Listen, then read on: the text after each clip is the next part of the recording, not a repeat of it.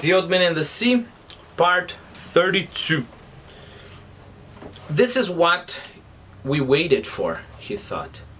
So now, let us take it. Make him pay for the line, he thought. Make him pay for it. He could not see the fish's jumps, but only heard the breaking of the ocean and the heavy splash as he fell. The speed of the line was cutting his hand badly, but he had always known this would happen, and he tried to keep the cutting across the calloused parts and not let the line slip into the palm or cut the fingers. If the boy was here, he would wet the coils of line, he thought. Yes, if the boy were here. If the boy were here. The line went out and out and out, but it was slowing now, and he was making the fish earn each inch of it. Side note here, guys, remember that, for example, your paycheck, your salary, you don't, you could say get informally, but you don't win. You earn. That's different, right? It means that you work and you deserve it. Okay, so he was making the fish earn each inch of it.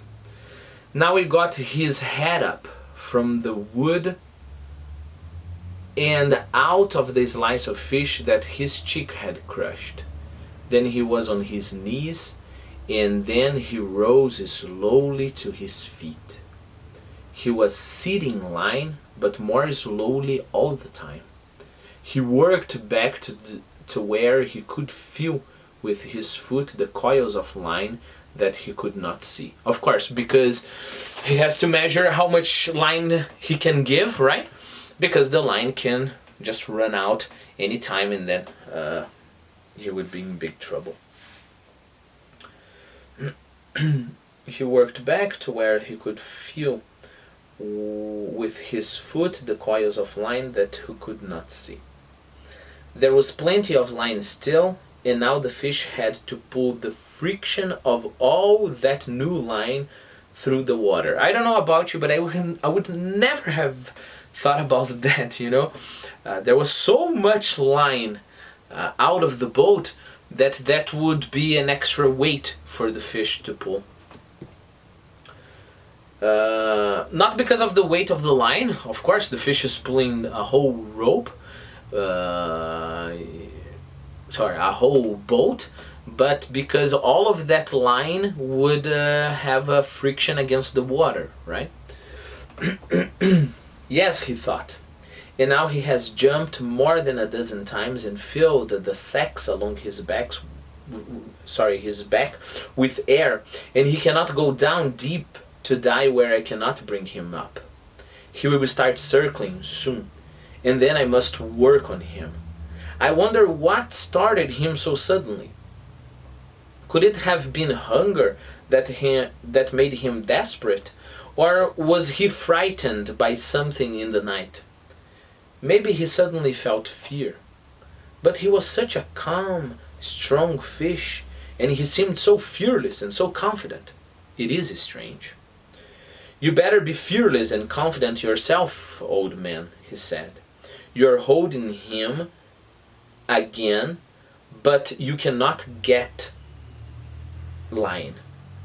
It means that, yes, the fish is not advancing, but the old man is not being able to, get the line back to the boat. But soon he has to circle.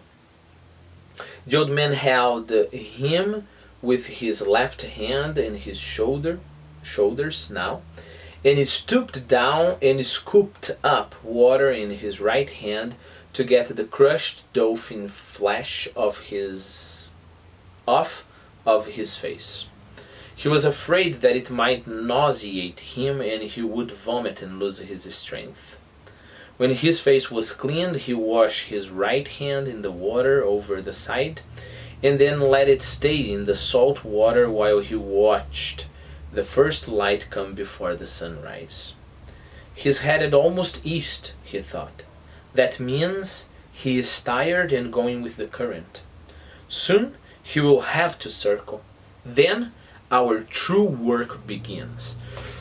Well, I don't know about you, but I remember the first time I read the book and I read this part, then our true work begins. You know, I was like, what? Are you serious? Your true work begins? What is going to happen? You know, why don't you just let the line go and, you know, give up, go home? And of course, the answer to that would be, that's what not letting go is what means to be a real man, you know. Remember I told you in one of the previous videos that Hemingway loves to write about being a real man, you know, facing your problems and doing what you have to do. Guys, I know that maybe you are a woman watching this and you are thinking, what about women? I'm not saying that being a real woman is not being courageous and etc. That's not the point. The point is I'm using his words, okay? But yeah, it's just that Hemingway has never written about, I don't know, women, not as far as I know, women taking challenges like this, but it's just an expression, okay? So chill out. Well, so the point is, Hemingway will write about being a real man all the time. There is another book I've been reading with my students called The Sun Also Rises. And it's interesting because the main character of the book is not one of, you know, these men, you know, that are very strong and they face their challenge. The guy is like a drunkard and, you know, he's in love with a woman and he's not completely weak, but he's not especially strong, you know. And it's interesting because then in the book a secondary character appears, and the way, and this secondary character is a bullfighter, you know. He's one of those guys that kills bulls, you know, toreador, right? Toreador. And it's incredible how much attention and how much care Hemingway has when he's describing this guy, even though the guy is not the main character of the book. It seems like when Hemingway starts describing this guy takes up the scene of all the book. So this is the thing, you know, probably Hemingway would say. And there, for example, there's another book by him about the Spanish War, if I'm not wrong. And again, we're talking about men fighting, you know, and taking all the suffering that they have to take and things like that.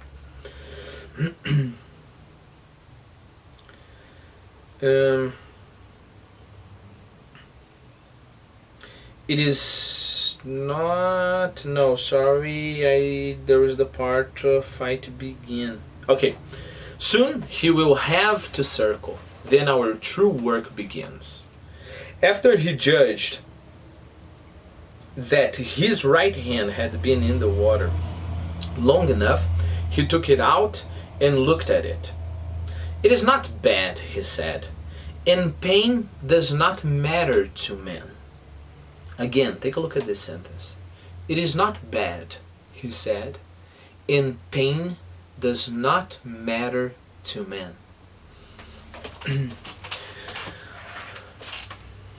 So imagine this guy, I don't know, being an athlete, right? So he would be practicing there, and there would be a breaking point, a point where I would have stopped, you know, long ago. And there's a point there that he feels his body is hurting a lot. And then the kind of thinking he does is not, oh my God, it's hurting so much and I should stop. That's not the kind of thinking he does. He would do the kind of thinking that would go like this. Okay, I know it's hurting a lot, but will that damage me?